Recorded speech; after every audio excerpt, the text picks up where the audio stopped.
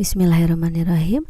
Halo, assalamualaikum warahmatullahi wabarakatuh. Kembali lagi bersama saya di channel Susanti Amalia.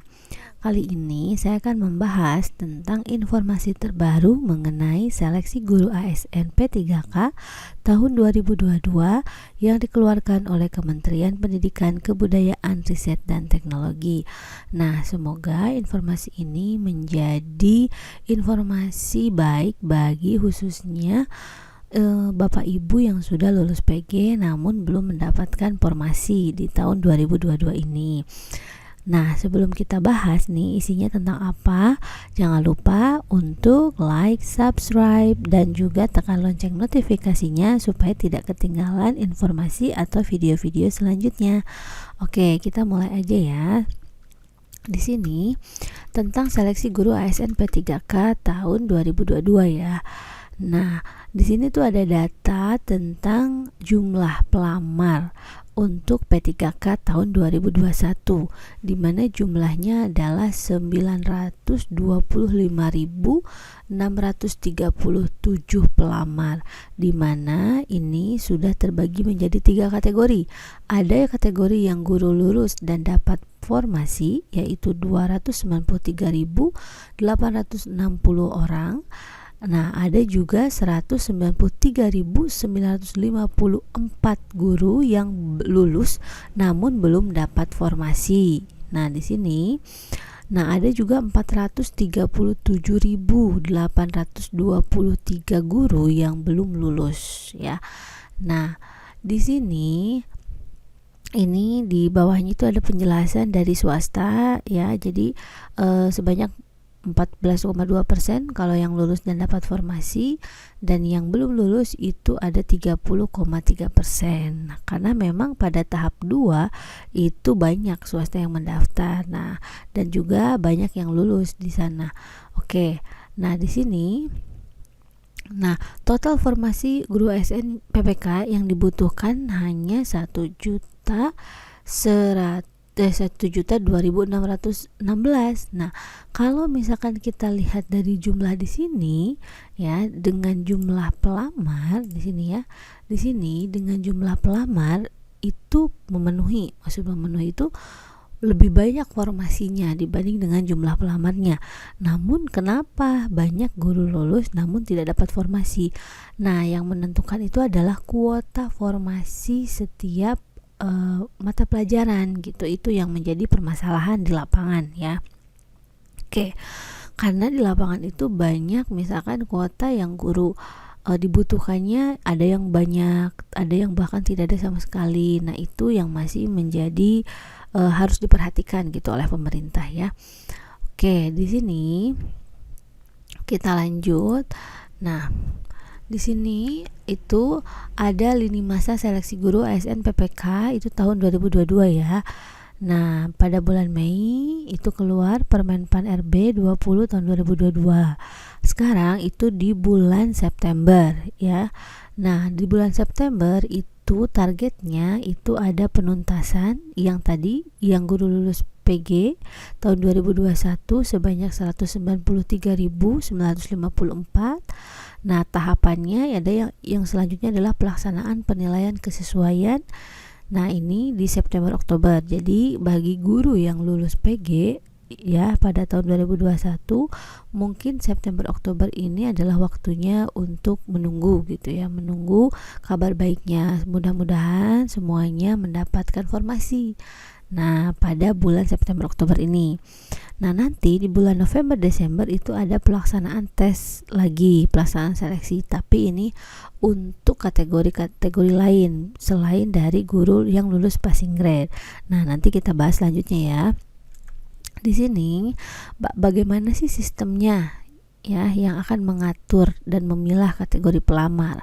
Pelamar di sini nanti login kepada akunnya SSCASN, akun resmi. Nah, di sini nanti datanya itu udah dapat dari, jadi si SSCASN ini mereka udah dapat data itu dari Dapodik ya, dan dari SIM kebutuhan guru gitu ya. Nah, nanti disinkronkan dengan Disduk Capil. nanti para pelamar ini akan dipilah sendiri gitu. Jadi misalkan Bapak Ibu yang udah lulus passing grade, oh berarti masuknya P1. Yang belum P2, ada juga yang masuk ke P3, dan ada juga yang masuk pelamar umum gitu. Intinya seluruh pelamar maupun yang sudah melamar itu harus login lagi gitu. Jadi jangan berpikir bahwa saya kemarin udah tes gitu, saya udah lulus tes tahap 1 atau tahap 2 gitu, merasa tidak perlu lagi login. Jangan. Jadi harus tetap login lagi karena harus ada penyesuaian data di SSCASN ini ya. Oke, nah selanjutnya di sini ada 3 jenis mekanisme seleksi guru ya. Jadi yang pertama itu penyelesaian. Jadi yang pertama itu P1 itu didahulukan. Yang lulus PG itu tempat-tempatkan gitu ya kalau bahasa ininya mah. Nah, pas guru lulus passing grade pada seleksi ASN PPK tahun 2021 ini urutannya seperti ini. Jadi THK 2 dulu, guru lulus sekolah negeri dulu, lulusan PPG dulu, guru swasta. Jadi tetap berurutan. Jadi kalau misalkan ada formasi nih. Nah, THK misalkan ada THK atau kategori 2 itu ada yang mengisi. Itu dulu yang dimasukkan meskipun misalkan dulu dari swasta lulus di formasi yang sama atau di mata pelajaran yang sama. Tapi kalau misalkan ada THK 2 itu THK dulu.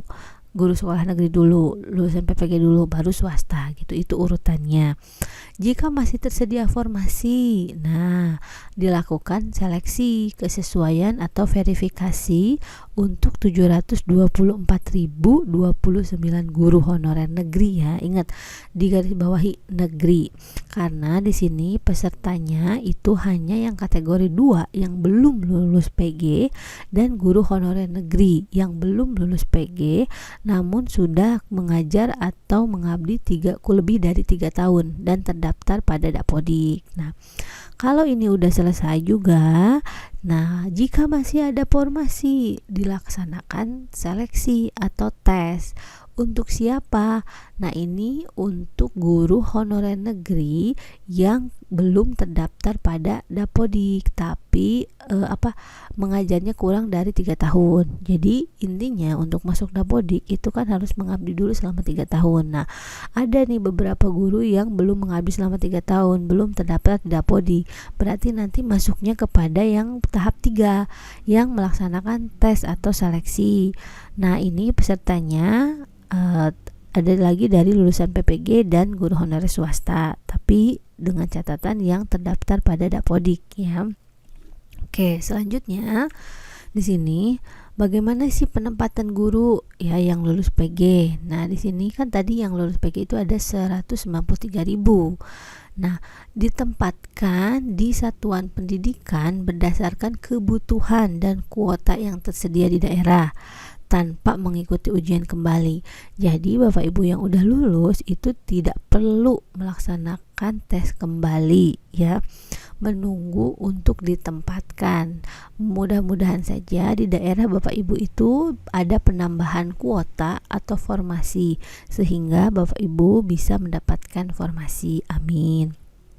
Nah, yang kedua, individu ditempatkan di tempat tugas masing-masing sepanjang kebutuhan tersedia. Nah, di sini permasalahannya di tahap 1 dan 2 itu di sekolahnya sendiri sebenarnya itu butuh. Misalnya sebenarnya itu guru itu nggak ada, misalkan ya mapel itu nggak ada, tapi tidak ada formasi. Jadi mau tidak mau guru tersebut itu harus mendaftar ke sekolah non induk, ke sekolah lain. Nah, gitu ya. Meskipun pada kenyataannya di sekolah tersebut itu sudah ada induknya sehingga dia tidak dapat formasi. Nah, solusinya sekarang adalah guru yang lulus PG di instansinya tapi tidak ada formasinya bisa ditempatkan di tempat tersebut ya, apabila tempat tersebut membutuhkan ya. Jadi bisa ditempatkan di satuan pendidikan tempatnya bertugas masing-masing gitu ya. Nah, bagaimana sih prioritas penempatannya? Tetap urutannya tingkat kategori 2 dulu, lalu honorer negeri, lalu lulusan PPG, lalu honorer swasta. Nah, pada masing-masing kategori dilakukan urutan berdasarkan nilai yang diperoleh pada hasil seleksi tahun 2021. Nilainya mana dulu? Teknis dulu, manajerial, sosial kultural, wawancara, dan usia. Maksudnya gimana nih? Nah gini ya, kita kan kemarin ketika tes itu kan ada beberapa kategori soal. Nah, ada teknis, manajerial, sosial kultural, dan wawancara. Nah ini menjadi patokan. Misalkan Bapak A dan Ibu Bapak dan Ibu itu kategori 2.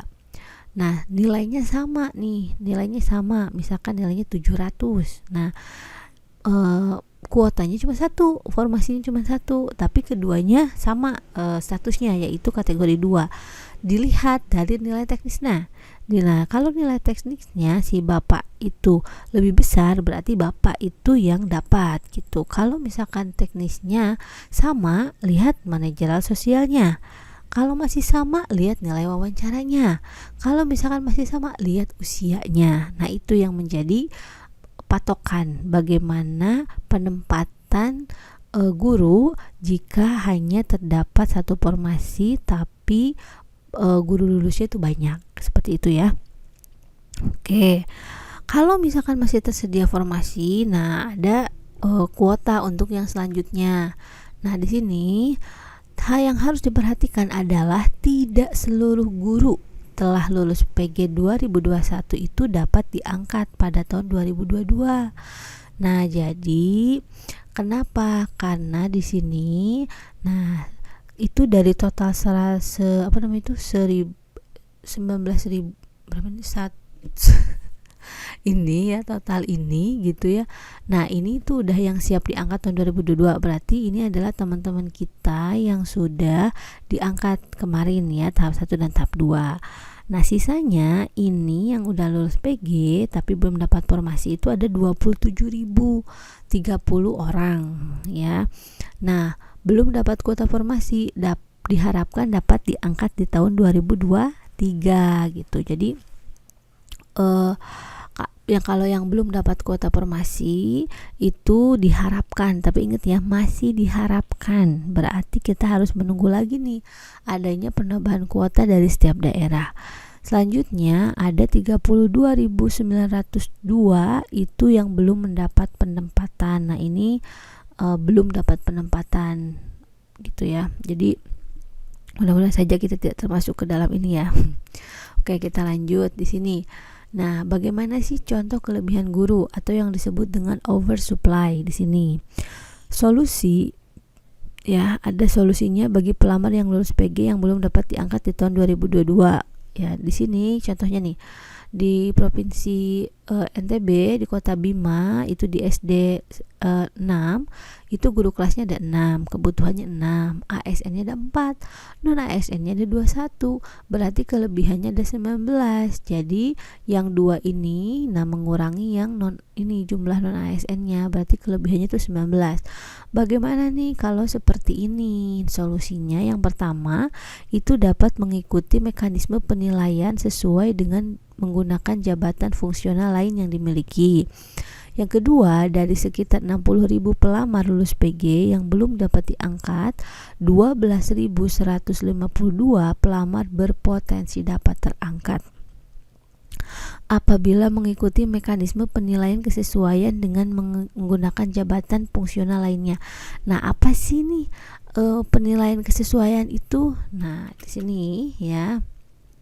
Nah, misalkan gini, Bapak Ibu yang termasuk P1 yang udah lulus PG, nah ketika nanti login itu di SSC ASN itu dapat informasi, misalkan ya Anda belum mendapatkan formasi misalkan ya, nanti terdapat 2 pilihan. Nah, untuk melaksanakan tadi penyesuaian tadi, setuju atau tidak. Kalau Bapak Ibu setuju, berarti Bapak Ibu bisa menjadi guru honorer di tempat tugas saat ini. Ingat, guru honorer bukan guru P3K ya. Nah, Bapak Ibu harus mengingat bahwa di video sebelumnya saya sudah membahas tentang keputusan menteri yang pada tanggal 28 November 2023 itu kan tidak boleh lagi ada honorer di sekolah. bukan sekolah ya, di instansi pemerintah daerah ataupun pusat. Nah, Bapak Ibu yang P1 itu masih bisa menjadi honorer gitu di tempat Bapak Ibu bekerja kalau setuju ya. Kalau tidak setuju, Bapak Ibu turun prioritasnya bersama dengan P2, P3 atau pelamar umum, menjadi harus tes lagi seleksi kompetensi. Nah, seleksi kompetensi lalu bisa guru lulus ya di tempat tugas, misalkan contohnya di SD. Nah, kalau ini ya, kalau yang ini itu saran saya untuk guru-guru yang tadinya maksudnya itu yang tadinya di tahap 1 atau 2 itu banyak kan guru-guru yang memilih yang tidak sesuai dengan ijazahnya gitu. Jadi misalkan nih contoh guru ijazahnya backgroundnya itu KWU biologi ya, yang banyak tuh, oh iya biologi IPA itu kan kalau di SMA SMK itu tidak ada formasinya, jadi beliau itu bisa mengambilnya KWU. Nah, banyak guru IPA biologi IPA itu mengambil KWU. Nah, itu tidak sesuai dengan background pendidikannya meskipun satu rumpun. Nah, itu bisa mendapatkan kesempatan gitu. Kalau misalkan nantinya pengen mengajar sesuai dengan background pendidikannya, berarti Bapak Ibu harus turun prioritas ngelamar lagi di formasi atau di kuota yang mapelnya sesuai dengan background pendidikannya. Ya, tapi kalau misalkan Bapak Ibu ya udah nggak apa-apa, misalkan saya background pendidikannya IPA tapi saya nanti ngajarnya KWU gitu ketika nanti udah lulus P3K. Nah, nggak apa-apa, itu mah tergantung Bapak Ibunya sendiri, misalkan seperti itu ya contohnya. Nah, oke, bagaimana sih seleksi kesesuaian? Seleksi kesesuaian itu kan untuk yang P2 yang belum lulus PG tapi beliau itu adalah guru kategori 2 dan guru honorer di negeri. Nah, di sini ya dengan catatan kalau kuota dari P1 itu tersedia gitu ya. Nah, ini yang harus menjadi catatan. Jadi ingat, kita harus berfokus pada formasi atau kuota yang tersedia itu ya. Nah, di sini itu di P2 itu tidak ada tes lagi Bapak Ibu, tidak ada tes ya. Nah, di sini kesesuaiannya jadi dilihat dari pertama dari background pendidikannya, kelinearitasannya. Nah, seperti tadi yang saya bahas ya. Kalau misalkan Bapak Ibu tidak linear, meskipun satu rumpun itu masuknya tidak linear gitu. Jadi secara amannya harus mengambil kembali yang linear dengan background pendidikan. Nah, ini adalah apa yang diseleksi gitu ya. Nah, itu kalau misalkan masih ada formasi nih sisanya dari P2 itu nanti untuk yang tes umum itu. Nah, ini mekanisme 2 itu dilakukan dengan penilaian sesuai dengan mengutamakan guru honorer negeri yang mengajar dengan beban kerja sesuai dengan regulasi. Nah, di sini di data itu ada 589.784 guru honorer negeri yang belum lulus PG. Nah, ini kalau misalkan ada sisa kuota ya, sisa kuota. Nah, yang guru belum lulus PG itu kan masuknya ke P2. Nah, di sini kalau yang linear, nah ada 368.830 orang.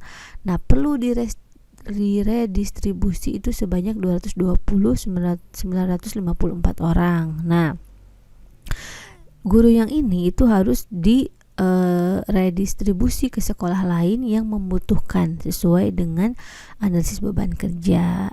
Oke. Nah, di sini ada masih akan ada guru honorer sekolah negeri yang tidak dapat formasi.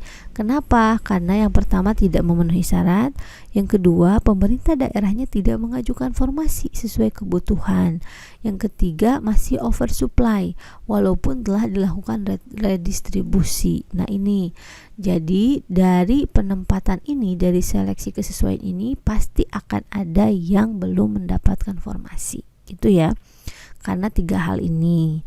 Oke, kita lanjut nih.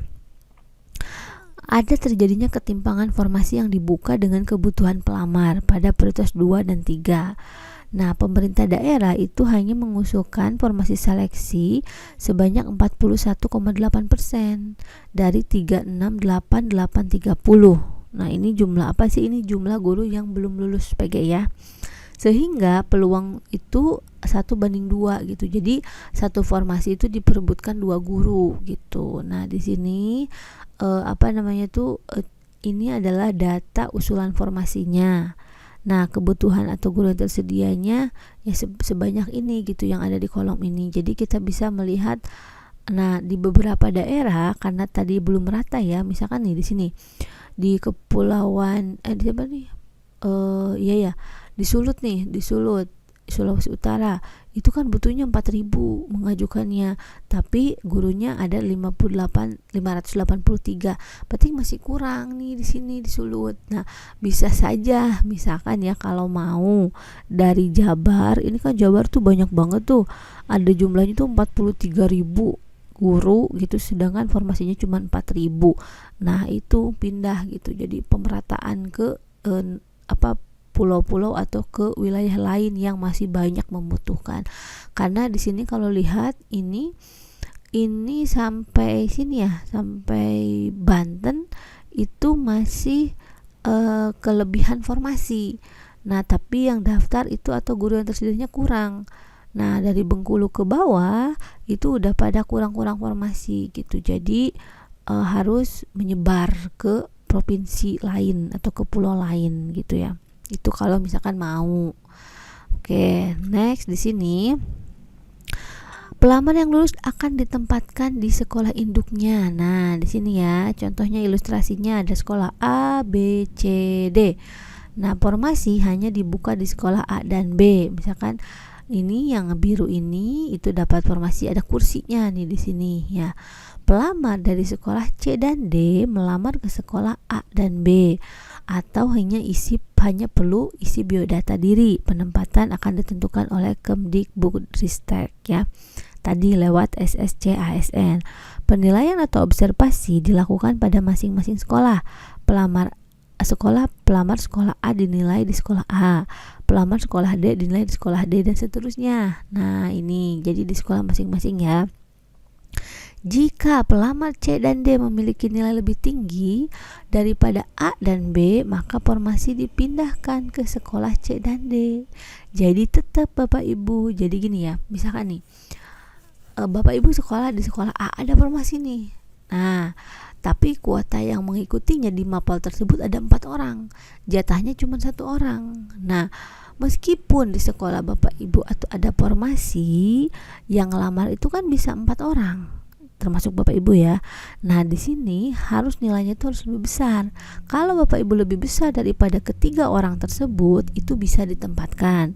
Kalau misalkan ada orang lain yang lebih besar, nah itu bisa masuk ke sekolah Bapak Ibu gitu. Itu kalau melihat dari sini ya, itu prinsipnya seperti itu gitu. Jadi Bapak Ibu yang akan dipindahkan gitu ke sekolah C dan D gitu ya. Nah, jadi formasinya yang dipindahkan gitu, bukan gurunya. Ya, misalnya gini. Ya, jadi formasi dipindahkan ke sekolah C dan D itu ya. Jadi bukan gurunya tapi formasinya. Jadi bisa hilang kuota yang ada di sekolah A dan B seperti itu. Oke, kita lanjut lagi. Nah, seperti ini. Jadi kursinya yang pindah, bukan gurunya ya. Oke, nah di sini bagaimana sih cara seleksi penilaian kesesuaian? Nah, di sini setiap pelamar itu kan memiliki akun SSC-ASN. Nah, setiap penilai memiliki akun penilaian yang tersinkron dengan akun pelamar di masing-masing sekolah induk. Akun pelamar akan dibaca oleh penilai atau observer untuk memberi penilaian. Nah, gini. Kembali lagi kepada pentingnya nanti login kembali. Kenapa? Karena pasti ada guru yang pada tahap 1 dan 2-nya itu melamar bukan di sekolah induknya. Nah, login kembali berfungsi untuk mengembalikan data yang harusnya Bapak Ibu itu induknya di sana gitu, di sekolah yang sekarang mengajar. Nah, itu jadi jangan lupa nanti kalau misalkan udah dibuka SSC-ASN-nya itu harus login kembali ya. Nah, di sini latar belakangnya ya, pemeriksaan latar belakangnya nih, background checking ya. Nah, background checking itu dilihat dari menggunakan sistem komputer, nggak komputer juga sih, dari Dinas Pendidikan dan BKPSDM. Jadi kalau misalkan nama Bapak Ibu terlibat misalkan kegiatan ya, misalkan bullying, kekerasan seksual, misalkan adalah gitu ya catatan hitamnya, berarti latar belakangnya udah cross, nggak bisa gitu ya.